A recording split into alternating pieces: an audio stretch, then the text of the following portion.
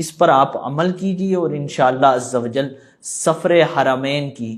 عمرے کی اور حج کے لیے انشاءاللہ عز و جل آپ تیاری کیجیے۔ اعتقاد شرط ہے، جو کوئی شخص اس طریقے پر عمل کرے گا انشاءاللہ عز و جل وہ بہت جلد مدینہ شہر میں ہوگا۔ عمل کیا ہے کہ آپ نے بدھ والے دن، جی ہاں یہ خاص بدھ کا وظیفہ ہے کہ بدھ والے دن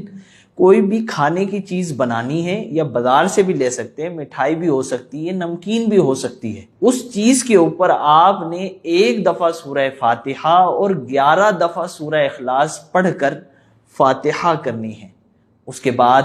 اس کا ثواب جو ہے وہ حضور علیہ الصلوۃ والسلام کی بارگاہ میں پیش کرنا ہے، اور پھر حضور علیہ الصلوۃ والسلام کی بارگاہ کے بعد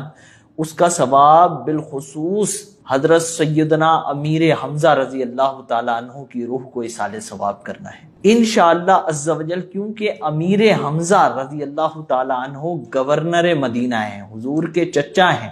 یہ بات صوفیہ میں مشہور ہے کہ اگر آپ نے آقا علیہ الصلوۃ والسلام کی بارگاہ میں حاضری دینی ہے تو پہلے امیر حمزہ کی بارگاہ میں حاضری دیں اور پھر حضور علیہ الصلوۃ والسلام کی بارگاہ میں حاضری دیں، انشاءاللہ عز و جل پھر حضور آپ کو بھر بھر کر دیں گے۔ یہ کوئی طریقہ شرعن نہیں ہے، یہ صوفیہ کے یہاں ایک رائج رہا ہے، اور یہ جو عمل میں نے بتایا ہے یہ سینوں کا راز ہے، یہ سینہ در سینہ بزرگان دین ایک دوسرے کو بتاتے چلے آئے ہیں، ہم تک بھی اسی طرح پہنچا ہے۔ تو یہ سینوں کے راز والا وظیفہ، اس پر آپ عمل کیجیے اور انشاءاللہ عز و جل سفر حرمین کی، عمرے کی اور حج کے لیے انشاءاللہ عز و جل آپ تیاری کیجیے۔